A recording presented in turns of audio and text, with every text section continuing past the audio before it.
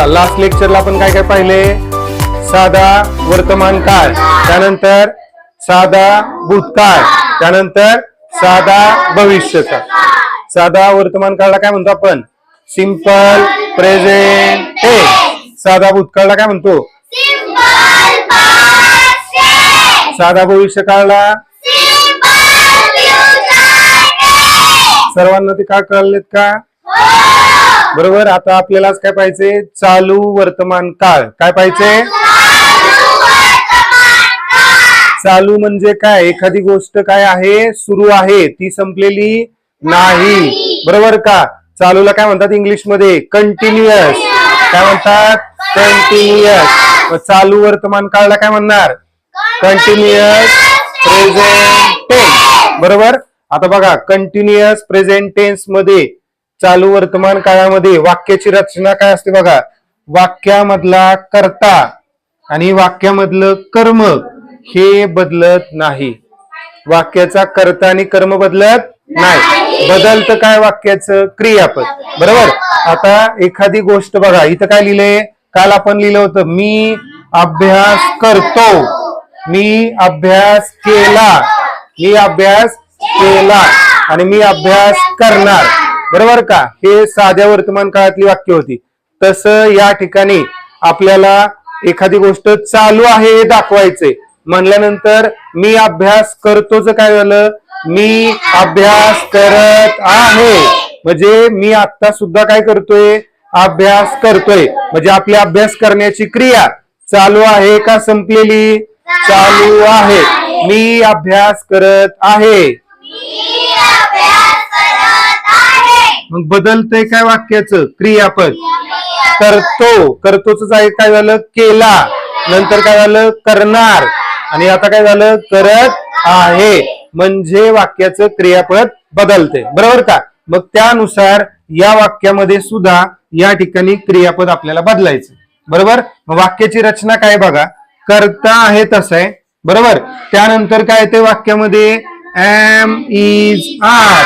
काय येते, याला काय म्हणतो आपण, सहाय्यकारी क्रियापद. काय म्हणतो आपण याला, मुख्य क्रियापदाला त्या ठिकाणी मदत करण्याचं काम हे क्रियापद करतं. म्हणजे जसं की इथं आहे, काय आहे, बरोबर का. आहे हे सहाय्यकारी क्रियापद आहे, बरोबर. आणि करणे ही पण क्रिया आहे, मग करणे ही काय झाली, मुख्य क्रिया, आणि आहे काय झाली, सहाय्यकारी क्रिया, बरोबर का. म्हणजे मुख्य क्रियापदाला मदत करणारं क्रियापद म्हणजे काय, सहाय्यकारी क्रियापद. मग हे सहाय्यकारी क्रियापद एम इज आर ने दाखवतो आपण, बरोबर का. मग हे एम वर्तमान काळी आहे, इज आर सुद्धा वर्तमान काळी आहे, कळलं का. जर भूतकाळ असेल तर काय वापरतो आपण, वॉज वेअर. भूतकाळ असेल तर काय वापरतो, वॉज वेअर. आणि जर भविष्य काळी असेल तर काय वापरतो, shall be will be, shall be will be. आता याच्यामध्ये सुद्धा बघा काय बदल असतो बघा. जर करता आय असेल, काय असेल, आय, तर आपण काय वापरतो, एम. जर करता ही असेल, शी असेल आणि इट असेल, तर या तिघांसाठी काय वापरावं लागतं, इज. काय वापरावं लागतं, इज. आणि जर समजा यू, दे, वी जर असेल तर त्या ठिकाणी काय वापरायचं असतं, आर. म्हणजे एम इज आर हे कुठं वापरायचंय, आय साठी एम, ही साठी is, she is, it is, you are, they are, we are. आलं का लक्षात. त्यानंतर बघा इथं काय लिहिलंय, क्रियापदाला आयएनजी. काय, क्रियापदाला आयएनजी. आता इथं क्रियापद मुख्य क्रियापद बर का, कुठलं, मुख्य क्रियापद. मग डू हे मुख्य क्रियापद आहे आणि या डू ला काय लावले, आयएनजी. मग काय झालं, डुईंग. काय झालं, डुईंग. आणि इथं शेवटी काय येणार आहे, वाक्याचं कर्म, अ स्टडी. काय करतोय आपण, अभ्यास करतोय. मग अ स्टडी, स्टडी काय झालं, कर्म. काय झालं, कर्म. बघा लक्ष द्या, मी अभ्यास करत आहे. मी म्हणजे आय, बरोबर. त्यानंतर आय ला काय येते, एम. काय येते, एम. आणि करणे ही क्रिया मुख्य, त्याला आपण म्हणतो डू, त्याला वापरायचं काय ING, म्हणजे काय होणार डुईंग. आणि कर्म अ study, I am doing a study. दुसरं एक्झाम्पल बघा, मी गाणे गात आहे. आता लक्ष द्या, मी साठी काय आलं, काय आलं आय. त्यानंतर आय नंतर काय येणार एम, बरोबर का. गाणे, गाण्याला काय म्हणतो आपण सिंग, काय म्हणतो आपण सिंग. मग सिंगचं काय होणार ING लावलं सिंगिंग, काय होणार, काय होणार आय एम सिंगिंग. काय गाते गाणं, गाण्याला काय म्हणतो आपण song, a song. I am singing a song. मी पत्र लिहित आहे. आय एम, लिहिण्याला काय म्हणतो आपण राईट, राईटचं काय होणार रायटिंग. I am writing. पत्र म्हणजे काय लेटर, लेटर. मी पत्र लिहित आहे. I am writing a letter.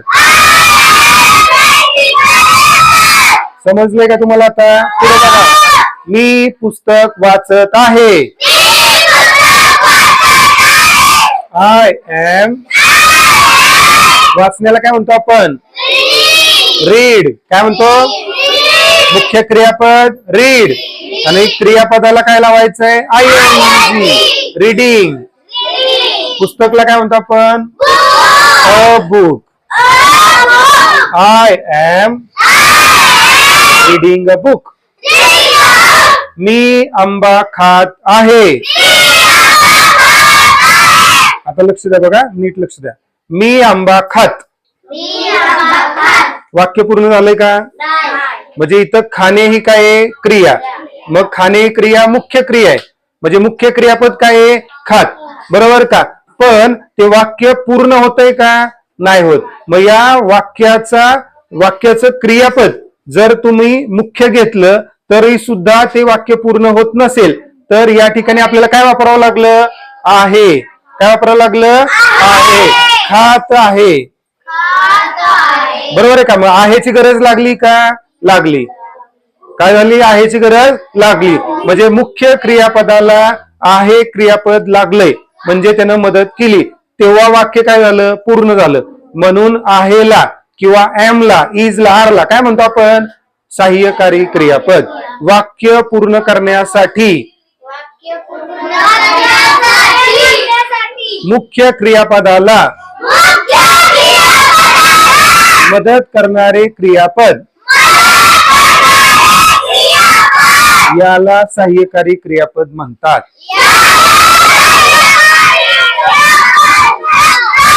बघा, आय एम ईट, खाणे आहे का नाही, ईट म्हणजे खाणे. मग ईटचं काय झालं इटिंग. मँगो. मी चहा पीत आहे. I am drinking a tea. मी नाटक पाहत आहे. I am watching a drama. I am watching a TV. I am writing a homework. I am reading a story book. I am writing a story. समजलंय का.